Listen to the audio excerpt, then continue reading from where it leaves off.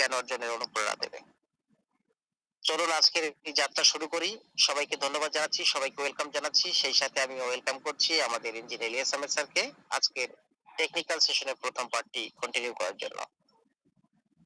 Please welcome Engineer Ilyas Ahmed sir. Continue our front presentation program. Thank you everybody. Thank you everyone.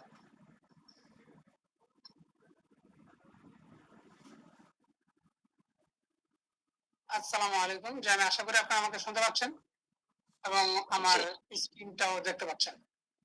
Yes sir. Continue please. আসসালামু আলাইকুম।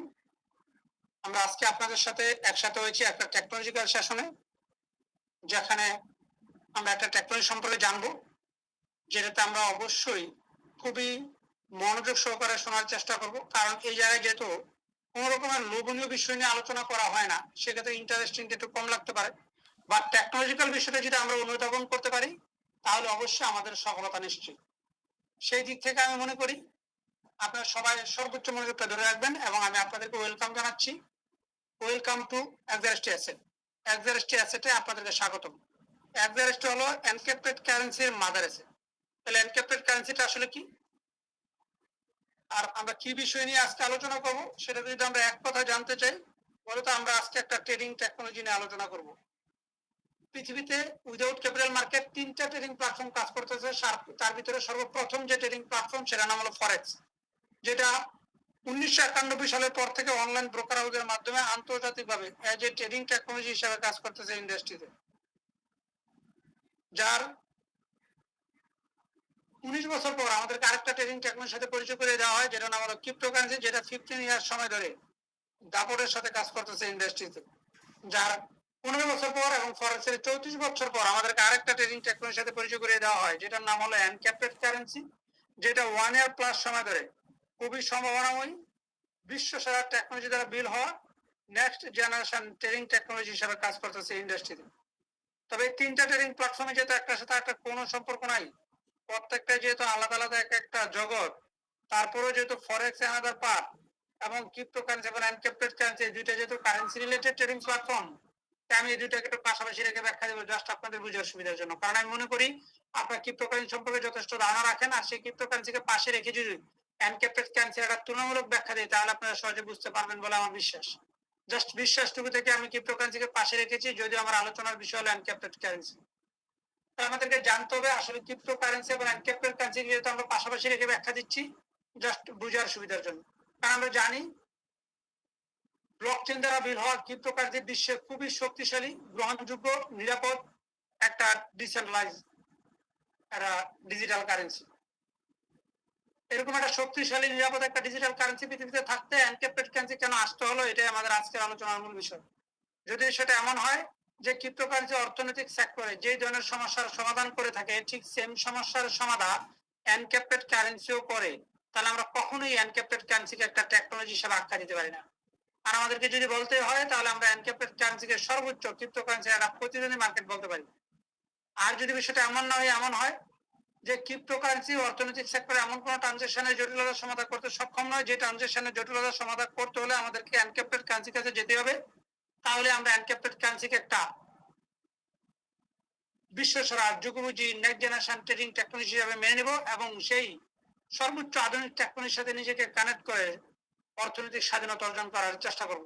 তাহলে চলুন আমরা দেখি encrypted কারেন্সিকে আদৌ cryptocurrency একটা প্রতিদ্বন্দ্বী মার্কেট মাত্র নাকি একটা টেকনোলজিও বটে।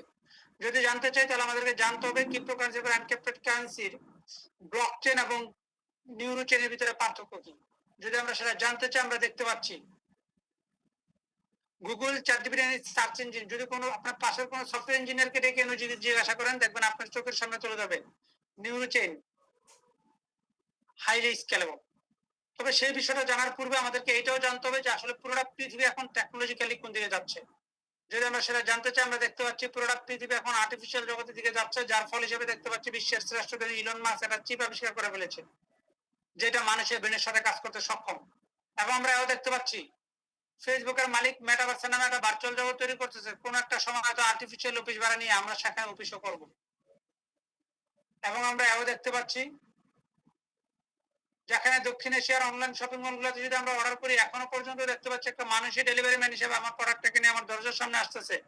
যেখানে পশ্চিমা বিশ্বে একটা অনলাইন শপিং মলে যদি আমি অর্ডার করি, আমি দেখতে পাচ্ছি একটা রোবট ডেলিভারি ম্যান হিসেবে আমার প্রোডাক্টটাকে নিয়ে আমার দরজার সামনে আসতেছে, যার মধ্যে দিয়ে প্রমাণিত হয় রোবট মানুষের মতো কাজ করতে সক্ষম। এবং আমাদেরকে বিশ্বাস করতেই হবে রোবটের মাথায় একটা ব্রেন দেওয়া হয়েছে, যদিও ব্রেনটা আর্টিফিশিয়াল, যেই ব্রেনটার জোরে আজকে রোবট মানুষের মতো কাজ করতে সক্ষম। কিন্তু আশ্চর্যজনক বিষয় হইল সত্য, ফেসবুকের মালিকের মেটাভার্সের নামে ভার্চুয়াল জগৎ, ইলন মাস্কের নিউরোচিপ এবং রোবোটিক সেন্স, এই আউটপুট গুলোকে নিয়ে আমরা যতটা মাতামাতি করি, এই আউটপুট গুলো আমাদের আগ্রহের যতটা কেন্দ্রবিন্দুতে থাকে, এই আউটপুট গুলোকে ক্রিয়েট করার পেছনে কোন টেকনোলজিটা ওয়ার্ক করেছে, আমরা বরাবরই সেই টেকনোলজিটার খোঁজ খুব কম রাখি। তো আজকে আমরা সেই টেকনোলজিটার নাম জানবো, সেটার নাম হলো নিউরোচেন। মূলত নিউরোচেন টেকনোলজির উপরে ডিপেন্ড করে বিভিন্ন ব্যক্তি, সংস্থা, প্রতিষ্ঠান বিভিন্ন অ্যাঙ্গেল থেকে আর্টিফিশিয়াল জগৎটাকে বিল করা ট্রাই করতেছে। আর সে আর্টিফিশিয়াল জগৎ বিল হয়ে গেল, কিন্তু সেই জগতে কোন রকমের অর্থনৈতিক ট্রানজাকশন করা গেল না। অর্থনৈতিক ট্রানজাকশন বিন আর্টিফিশিয়াল জগৎ কি আমাদের কাছে গুরুত্বহীন অবহেলিত হয়ে যাবে না? অবশ্যই তাই। সেই কারণে আর্টিফিশিয়াল জগতের ট্রানজাকশনের জন্য একটা কারেন্সির প্রয়োজন। তবে সেই কারেন্সিটা কি ক্রিপ্টোকারেন্সি এনাফ ছিল না? যেহেতু ক্রিপ্টোকারেন্সি বিশ্বব্যাপী গ্রহণযোগ্য, শক্তিশালী, নিরাপদ একটা ডিজিটাল কারেন্সি, অবশ্যই এনাফ ছিল না। কারণ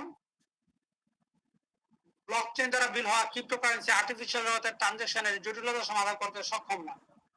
কারণ আমরা জানি ক্রিপ্টোকারেন্সির সীমাবদ্ধতা ওই জায়গায়, ব্লকচেনের সীমাবদ্ধতা যে জায়গায়। কারণ ব্লকচেন দিয়ে তৈরি করা হয়েছে ক্রিপ্টোকারেন্সি। তাহলে ব্লকচেনের কোন সীমাবদ্ধতার কারণে মূলত আর্টিফিশিয়াল জগতের ট্রানজাকশনের জটিলতা সমাধান করতে সক্ষম নয় ব্লকচেন দ্বারা বিল হওয়া ক্রিপ্টোকারেন্সি দিয়ে? যদি আমরা সেটা জানতে চাই, তো আমাদেরকে জানতে হবে ব্লকচেন এবং নিউরোচেনের ভিতরে পার্থক্য কি। গুগল, চ্যাটজিপিটি সার্চ ইঞ্জিন অথবা আপনার পাশের কোনো সফটওয়্যার ইঞ্জিনিয়ারকে ডেকে এনে যদি আপনি জিজ্ঞাসা করেন ব্লকচেন নিউরোচেনের ভিতরে পার্থক্য কি, দেখবেন আপনার চোখের সামনে তুলে ধরবে NeuroChain highly scalable, blockchain scalable, তবে ততটা নয়। NeuroChain cost efficiency, blockchain cost efficiency নয়। নিউরোচেন খুবই দ্রুত গতি সম্পন্ন, ব্লকচেনের গতি আছে ততটা নয়। নিউরোচেন অন্ডিশন ম্যাপ করতে সক্ষম, ব্লকচেন অন্ডিশন ম্যাপ করতে সক্ষম নয়। নিউরোচেন আর্টিফিশিয়াল ইন্টেলিজেন্স তৈরি করতে সক্ষম, ব্লকচেন আর্টিফিশিয়াল ইন্টেলিজেন্স তৈরি করতে সক্ষম নয়। এই পার্থক্যগুলো যেন আমাদের চোখের সামনে তুলে ধরে আমরা দেখতে পাচ্ছি মাত্র দুইটা কারণে আর্টিফিশিয়াল জগতের ট্রানজাকশনের জটিলতা সমাধান করতে সক্ষম নয় ব্লকচেন দ্বারা বিল হওয়া ক্রিপ্টোকারেন্সি দিয়ে। সেই দুইটা কারণ কি? কারণ নিউরোচেন অন্ডিশন ম্যাপ করতে সক্ষম, ব্লকচেন অন্ডিশন ম্যাপ করতে সক্ষম নয়। নিউরোচেন আর্টিফিশিয়াল ইন্টেলিজেন্স তৈরি করতে সক্ষম, ব্লকচেন আর্টিফিশিয়াল ইন্টেলিজেন্স তৈরি করতে সক্ষম নয়। এই দুইটা কারণে মূলত আর্টিফিশিয়াল জগতের ট্রানজাকশনের জটিলতা সমাধান করতে সক্ষম নয় ব্লকচেন দ্বারা বিল হওয়া ক্রিপ্টোকারেন্সি দিয়ে। একটা প্রশ্ন আসতে পারে যে ভাই এই দুইটা কারণ ট্রানজাকশনের ক্ষেত্রে কেন লাগবে? কারণ আমরা জানি আর্টিফিশিয়াল জগতের ট্রানজাকশন হবে রেটিনা কারেন্সির মতো কারেন্সি গুলো, এই জগতের ট্রানজাকশন হবে রোবোটিক ট্রানজাকশন। সুতরাং আর্টিফিশিয়াল জগতের ট্রানজাকশনের ক্ষেত্রে ওন ডিসিশন কাজ করবে প্রাইমারি লেভেলে, আর সে ওন ডিসিশনে তো ম্যাক করতে পারে না ব্লকচেন। তাহলে ব্লকচেন দ্বারা তৈরি হওয়া ক্রিপ্টোকারেন্সি কিভাবে আর্টিফিশিয়াল জগতের ট্রানজাকশনের জটিলতা সমাধান করবে? সেই কারণে আর্টিফিশিয়াল জগতের ট্রানজাকশনের জটিলতা সমাধান করার জন্য যে কারেন্সি বিল করা হয়েছে, যে কারেন্সি বিল করা হবে, সেই কারেন্সিটাকে এমন একটা টেকনোলজিতে বিল করতে হবে যেই টেকনোলজি মূলত ওন ডিসিশন মেক করতে সক্ষম। এবং আমরা দেখতে পাচ্ছি পৃথিবীতে একমাত্র টেকনোলজি হলো নিউরোচেন, যে ওন ডিসিশন মেক করতে সক্ষম। তাই নিউরোচেন টেকনোলজি দিয়েই বিল করা হয়েছে এনক্রিপ্টেড কারেন্সি। এবং আমরা দেখতে পাচ্ছি এনক্রিপ্টেড কারেন্সি ট্রানজাকশনের নিরাপত্তা নিশ্চিত করে এনক্রিপ্টেড টেকনোলজি, যেখানে দেখতে পাচ্ছি ক্রিপ্টোকারেন্সি ট্রানজাকশনের নিরাপত্তা নিশ্চিত করে ক্রিপ্টোগ্রাফি। আর সেই ক্রিপ্টোগ্রাফি 15 ইয়ার সময় ধরে নিখুঁত নিরাপত্তা দিয়ে আসতেছে ক্রিপ্টোকারেন্সি হোল্ডারদেরকে। সুতরাং ক্রিপ্টোগ্রাফি নিয়ে আমার কোনো প্রশ্ন নাই। আমার উল্টা প্রশ্ন হলো এনক্রিপ্টেড টেকনোলজিকে আদৌ আমাদেরকে ক্রিপ্টোগ্রাফির মতো চমৎকার সিকিউরিটি নিশ্চিত করতে সক্ষম হবে, নাকি এনক্রিপ্টেড টেকনোলজি কোনো একটা সময় আমাদের সিকিউরিটি নিশ্চিত করতে গিয়ে ব্যর্থ হবে, নাকি এনক্রিপ্টেড টেকনোলজি আরো আধুনিকতার সাথে, আরো শক্তিমত্তার সাথে, আরো দ্রুত গতির সাথে, আরো কম সময়ের ভিতরে আরো যুগোপযোগী হয়ে আমাদের সিকিউরিটি নিশ্চিত করতে সক্ষম হবে? যদি আমরা সেটা জানতে চাই, তাহলে আমাদেরকে জানতে হবে গত 19 মাসে নিখুঁত নিরাপদ ট্রানজাকশনের কথা। তবে গত 19 মাসে নিখুঁত নিরাপদ ট্রানজাকশনের মধ্য দিয়ে একজন সাধারণ পিপল এনক্রিপ্টেড টেকনোলজিকে বিশ্ব সেরা যুগোপযোগী সিকিউরিটি সিস্টেম মনে করলেও এজ এ টেকনিক্যাল পার্সন হিসেবে আমি এতটুকু জাজমেন্টের মধ্য দিয়ে এনক্রিপ্টেড টেকনোলজিকে বিশ্ব সেরা যুগোপযোগী সিকিউরিটি সিস্টেম মনে করতে পারি না। তবে যদি আমি দেখি যে না, বর্তমান বিশ্বে এমন কোন কোম্পানি তাদের নিজেদের সিকিউরিটি নিশ্চিত করার জন্য এনক্রিপ্টেড টেকনোলজি ইউজ করতেছে, অথচ ওই প্রতিষ্ঠানগুলোই বিভিন্ন অ্যাঙ্গেল থেকে আইটি জগৎকে লিড দিচ্ছে, তাহলে আমরা এনক্রিপ্টেড টেকনোলজিকে বিশ্ব সেরা যুগোপযোগী সিকিউরিটি সিস্টেম মনে করতে পারি। তাহলে চলুন আমরা দেখি Apple, Microsoft, Tesla, Amazon, Meta, Zoom, WhatsApp, Telegram, Messenger and many more, এই ধরনের প্রতিষ্ঠানগুলো তাদের নিজেদের সিকিউরিটি নিশ্চিত করার জন্য এনক্রিপ্টেড টেকনোলজি ইউজ করতেছে। আমরা কি কখনো মনে করতে পারি এই ধরনের প্রতিষ্ঠানগুলোকে যে ধরনের ইঞ্জিনিয়ার মেনটেন করে তারা দুর্বল কোনো ইঞ্জিনিয়ার, তারা দুর্বল কোনো সিকিউরিটি সিস্টেম অ্যাডভাইস করতে পারে তাদের সিকিউরিটি নিশ্চিত করার জন্য? এটা আমরা কখনোই মনে করতে পারি না। আমরা উল্টা এইটা মনে করতে পারি এই ধরনের প্রতিষ্ঠানগুলোকে যেই ধরনের ইঞ্জিনিয়ার মেনটেন করে তারা হাইলি কোয়ালিটিপূর্ণ ইঞ্জিনিয়ার, তারা বিশ্ব সারা যুগোপযোগী সিকিউরিটি সিস্টেমটাকে অ্যাডভাইস করবে তাদের সিকিউরিটি নিশ্চিত করার জন্য। আর যদি বিষয়টা তাই হয় তাহলে আমরা অনায়াসে বলতে পারি এনক্রিপ্টেড টেকনোলজি হলো বিশ্বসেরা সিকিউরিটি সিস্টেম, নিউরোচেইন হলো বিশ্বসেরা টেকনোলজি। দুইটার সমন্বয়ে যে কারেন্সি বিল করেছে সেই কারেন্সিটার নামে হলো এনক্রিপ্টেড কারেন্সি। আমি মনে করি টেকনোলজিক্যাল ব্যাখ্যা এনাফ হয়েছে, এখন আমরা কারেন্সি নিয়ে আলোচনা করতে পারি। যেখানে আমরা দেখতে পাচ্ছি ক্রিপ্টোকারেন্সির মাদার কয়েনের নাম বিটিসি, এনক্রিপ্টেড কারেন্সির মাদার অ্যাসেটের নাম হলো এক্সআরএসটি। ক্রিপ্টোকারেন্সি তাদের কারেন্সি গুলোকে কয়েন আকারে চিনে, তাই তারা কয়েন বলে। আর এনক্রিপ্টেড কারেন্সি তাদের কারেন্সি গুলোকে অ্যাসেট আকারে চিনে, তাই তারা অ্যাসেট বলে। অ্যাসেট আর কয়েনের ভিতরে শাব্দিক পার্থক্য ছাড়া আর কিছুই নাই বিদায় এখানে টেকনোলজিক্যাল কোনো আলোচনার প্রয়োজন আছে বলে আমি মনে করি না। তবে আমি দেখতে পাচ্ছি বিটিসির সর্বনিম্ন রেট ছিল 4 সেন্ট, যেটা আজকে বেড়ে $1,20,000 পৌঁছেছে ইন 15 ইয়ার্সে। যেখানে এনক্রিপ্টেড কারেন্সি মাদার অ্যাসেট এক্সআরএসটি 0.0055 থেকে শুরু হয়ে বর্তমানে 0.013 প্লাস মাইনাস থেকে পৌঁছেছে ইন 1 ইয়ারে। তবে বর্তমান বিটিসির সাথে তো আমি বর্তমান এক্সআরএসটি তুলনা দিতে পারি না। আমি অবশ্যই স্টার্টিং টাইমের বিটিসির সাথে স্টার্টিং টাইমের এক্সআরএসটি তুলনা অনায়াসে দিতে পারি। আর যদি আমি সেটা দিতে চাই, আমি দেখতে পাচ্ছি স্টার্টিং টাইমে বিটিসি এতটাই বেরোলেস, অর্থহীন, গুরুত্বহীন, অবহেলিত এবং নিম্নমুখী মার্কেট ছিল, যেখানে মানুষ 10,000 বিটিসি দিয়ে একটা পিজ্জা খেত। এবং আমরা এও দেখতে পাচ্ছি বিটিসি শুরু হয়েছে 10 সেন্টে, মতান্তর 8 সেন্ট, যে বিটিসি নেমে 4 সেন্ট এসেছিল, যার মধ্যে দিয়ে প্রমাণিত বিটিসি স্টার্টিং টাইমে 100% ডাউন হয়েছিল। যেখানে এনক্রিপ্টেড কাছে মাদার আছে স্টার্টিং টাইমেই 145% প্লাস প্রাইস গেইন করেছে। তবে এতটা শক্তিমত্তার সাথে তার প্রাইস গেইন করার পেছনে আসলে যুগের সাপোর্টে কাজ করতেছে বলে আমরা ধরে নিব, নাকি এনক্রিপ্টেড কারেন্সি এমন কোন একটা মেথড মেনটেন করে যেটাই তার প্রাইস গেইন করার মূল রহস্য? যদি আমরা সেটা জানতে চাই তাহলে আমাদেরকে জানতে হবে ক্রিপ্টোকারেন্সি তার প্রাইস গেইন করার জন্য কোন মেথডটা মেনটেন করে, আর সেটা হলো supply demand limitation. Supply demand limitation method maintain করার মধ্য দিয়ে ক্রিপ্টোকারেন্সির মাদার কয়েন বিটিসি আজকে $1,20,000 পৌঁছেছে বিধায় আমরা এই মেথডটাকে একটা প্রুভেন মেথড ধরতেই পারি। এবং আমরা দেখতে পাচ্ছি এনক্রিপ্টেড কারেন্সিও তার প্রাইস গেইন করার জন্য সেম মেথডটা মেনটেন করে, সাপ্লাই ডিমান্ড লিমিটেশন। যদিও এনক্রিপ্টেড কারেন্সি তার প্রাইস গেইন করার জন্য এই মেথডের বাইরেও আরেকটা মেথড মেনটেন করে, সেটার নাম হলো টেকনোলজি ইউজার্স ফান্ড।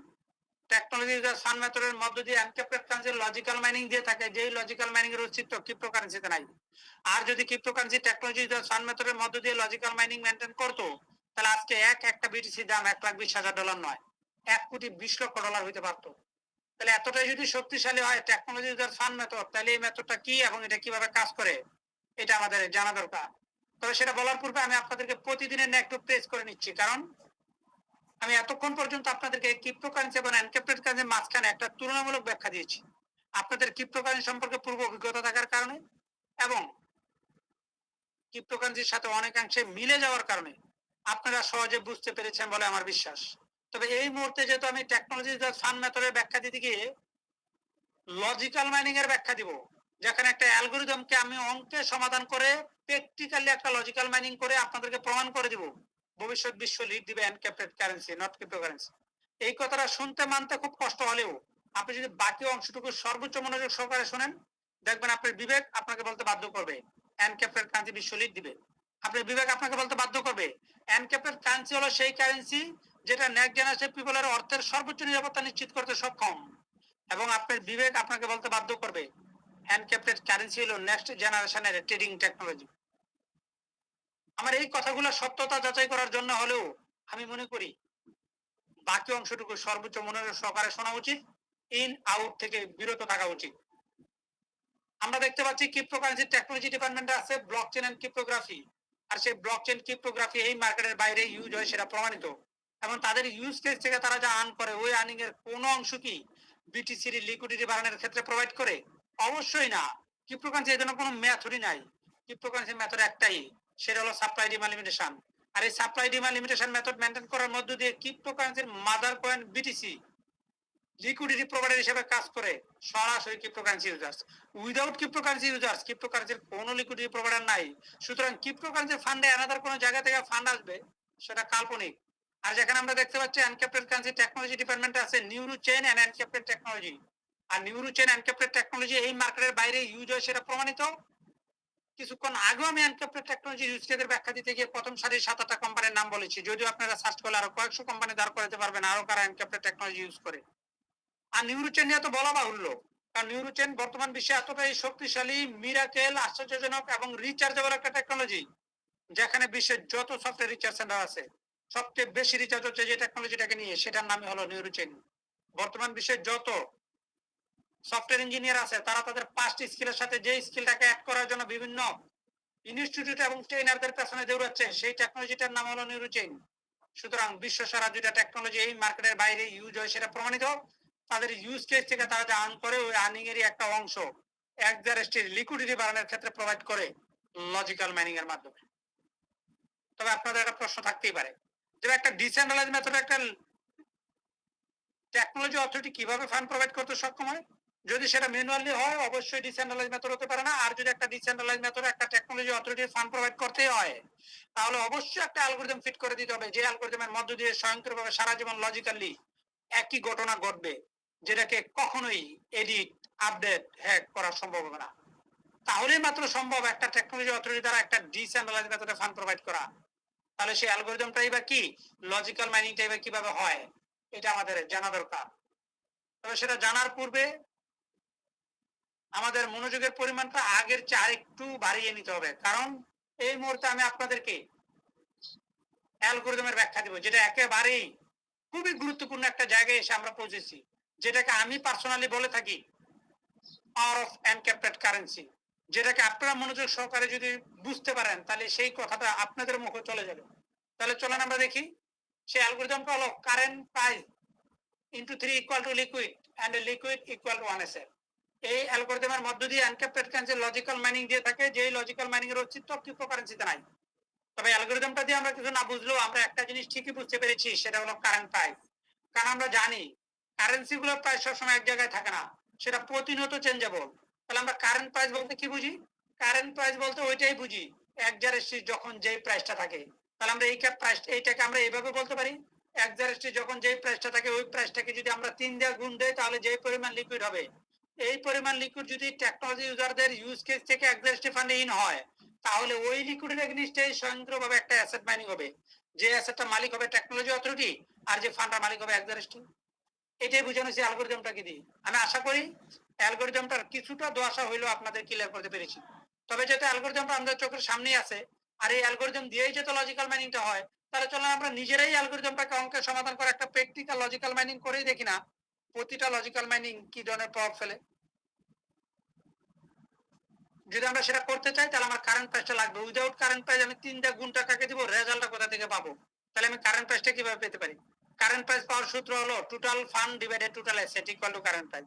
এটা অবশ্য ক্রিপ্টোকারেন্সি এবং এনক্রিপ্টেড কারেন্সি উভয় ক্ষেত্রেই কারেন্ট প্রাইস বের করার সূত্র একটাই, total fund divided total asset equal to current price. যেহেতু আমাদের কাছে সূত্র আছে, আমরা অনায়াসেই কারেন্ট প্রাইসটা বের করতে পারবো, কারণ আমরা ছোটবেলা আমাদের কাছে সূত্র থাকলে আমরা অঙ্ক করেছি। মনে করি a সমান সমান 1, b সমান সমান 2, অথবা ধরি a সমান সমান 1, b সমান সমান 2, ধরে নিয়ে আমরা কিন্তু একটা অঙ্কের সমাধান, চমৎকার সমাধান টানতাম। সেখানে যেটা আমাদের সূত্রটা আছে, আমরা ধরে নিলাম এক্সাক্টলি টোটাল ফান্ড $30 আর এই মুহূর্তে এক্সাক্ট আছে পৃথিবীতে 20টা, তাহলে একটা এক্সাক্টের দাম হবে $1.5। আর total fund divided total asset equal to current price. যেটা একটার দাম কারেন্ট প্রাইস, একটার দাম যেটা সেটাই কারেন্ট প্রাইস। আমরা যেহেতু কারেন্ট প্রাইসটা পেয়ে গেছি, আমরা এখন অ্যালগরিদমটাকে অঙ্কের সমাধান করে একটা প্র্যাকটিক্যাল লজিক্যাল মাইনিং চাইলেই করতে পারি। তাহলে চলেন করি। দেখেন আমি কারেন্ট প্রাইসের জায়গায় লিখছি 1.5, সূত্র থেকে নিয়েছি গুণ আর 3, রেজাল্ট হিসেবে বের হয়েছে $4.5। আর এই $4.5 লিকুইডটা যেহেতু টেকনোলজি ইউজারদের ইউজ কেস থেকে এসেছে, এবং এই অ্যামাউন্টটা যেহেতু কারেন্ট প্রাইসের 3 গুণ, সেহেতু এই লিকুইডের এগেইনস্টে স্বয়ংক্রিয়ভাবে একটা অ্যাসেট মাইনিং হয়ে গেল, যে অ্যাসেটটা মালিক হলো টেকনোলজি অথরিটি, যে ফান্ডটার মালিক হলো এক্সারেস্ট। এইটাই এই অ্যালগরিদমটা দিয়ে আমরা একটা প্র্যাকটিক্যাল লজিক্যাল মাইনিং করে ফেললাম, যার মধ্যে দিয়ে দেখতে পেলাম মার্কেটে নতুন করে $4.5 ফান্ড আসছে, নতুন করে একটা অ্যাসেটও আসছে। তাহলে বর্তমান ফান্ড কত? আগে তো $30 ছিল, তাহলে বর্তমান ফান্ড 34.5। বর্তমান অ্যাসেট কত? আগে তো 20টা ছিল, বর্তমান অ্যাসেট হলো 21। তাহলে বর্তমান কারেন্ট প্রাইস কত? ওই যে total fund divided total asset equal to current price after one logical mining 1.5 থেকে 1.64 সামথিং, তার মানে 14 সেন্ট বেড়ে গেছে। এভাবে যে সারা জীবন লজিক্যাল মাইনিং হয়, তাহলে এনক্রিপ্টেড কারেন্সি প্রাইস কি কখনো ডাউন হওয়া সম্ভব? কখনোই না। মন্তব্য করার স্বাধীনতা নাই, যে মাঝে মাঝে ডাউন হতে পারে, না হতে পারে, কারণ 2 যোগ 2 সমান সমান 4ই হবে। আপনি আমি এই জায়গায় এসে মন্তব্য দিতে পারি না মাঝে মাঝে 3 বা 5 হতেও পারে, কারণ এটা ম্যাথ ফিক্সড, ইতিহাস নয় যে চেঞ্জেবল। সুতরাং আমি আপনাদেরকে ম্যাথই দেখিয়েছি। তারপর আপনাদের একটা প্রশ্ন থেকে যেতেই পারে যে ভাই আমি তো এই মার্কেটে অনেকদিন ধরে আছি, এই মার্কেটটা তো আমি দেখতে পাচ্ছি মাঝে মাঝে দু একটা লাল ক্যান্ডেল আসে, যদিও এভারেজ আপে থাকে, কিন্তু লাল ক্যান্ডেল তো ভাই মাঝে মাঝে আমি দু একটা দেখি, তাহলে সেটা ভাই কেন? আপনার প্রশ্নটা লজিক্যাল। কারণ আমি বলেছি টেকনোলজি ইজ সান মেথডের মধ্য দিয়ে এনক্রিপ্টেড কারেন্সি যে লজিক্যাল মাইনিং মেনটেন করে, সেই লজিক্যাল মাইনিং এর থ্রুতে এনক্রিপ্টেড কারেন্সি প্রায় জীবনও ডাউন হওয়া সম্ভব না, কখনোই ডাউন হওয়া সম্ভব না। তবে যেহেতু এনক্রিপ্টেড কারেন্সি ও ক্রিপ্টোকারেন্সির মতো সাপ্লাই ডিমান্ড লিমিটেশন মেথডটাও মেনটেন করে, এই মেথডটার কারণে এই মার্কেটেও অ্যাসেট ইউজাররাও লিকুইডিটি প্রোভাইডার হিসেবে কাজ করে। তাই অ্যাসেট ইউজার চাইলেই তার অ্যাসেটটাকে যেই কোনো মুহূর্তে বিক্রি করে দিয়ে মার্কেটে ফান্ডটা আউট করে নিতেই পারে। এটা যদি একটা ওপেন মার্কেট, এখানে যদি স্টেকিং ফার্মিং রিটার্নিং এর নামে কোন রকমের অবৈধ কনসেপ্ট নাই, এখানে যদি একটা ইউজার চাইলেই তার অ্যাসেটটাকে কিনতে পারে, আবার চাইলে তার অ্যাসেটকে সে যেই কোনো মুহূর্তে বিক্রি করে দিয়ে ক্যাশ করে চলে যেতে পারে। সুতরাং আমি মনে করি ইউজার যখন এই কাজটাই করে তখনই মার্কেটটা ডাউন হয়। তখন অন্য কোনো ইউজার এসে ওই অ্যাসেটটাকে আবার কিনে, তখন মার্কেট আবার আপে যায়, অথবা লজিক্যাল মাইনিং এর কারণে মার্কেট আপে যায়। আর যদি অন্য কোনো ইউজার এসে ওই অ্যাসেটটাকে আর কখনোই না কিনে, তাহলে অবশ্যই ক্রিপ্টোকারেন্সির ক্ষেত্রে ওই জায়গায় ফুল স্টপ, ওই ক্রিপ্টোকয়েন আর জীবনে আপে যাবে না ডাউনে যাওয়া ছাড়া। আর এনক্রিপ্টেড কারেন্সির ক্ষেত্রে যদি কোনো ইউজার এসে ওই অ্যাসেটটাকে আর কখনোই না কিনে, লজিক্যাল মাইনিং এর কারণে মার্কেট আপে যাবে। আর যদি কোনো ইউজার এসে কিনে, কিনার কারণে আপে যাবে, ডাবল গতিতে আপে যাবে। সিঙ্গেল গতি মেনটেন করে যদি ক্রিপ্টোকারেন্সির মাদার কয়েন বিটিসি 15 ইয়ার্স এর ব্যবধানে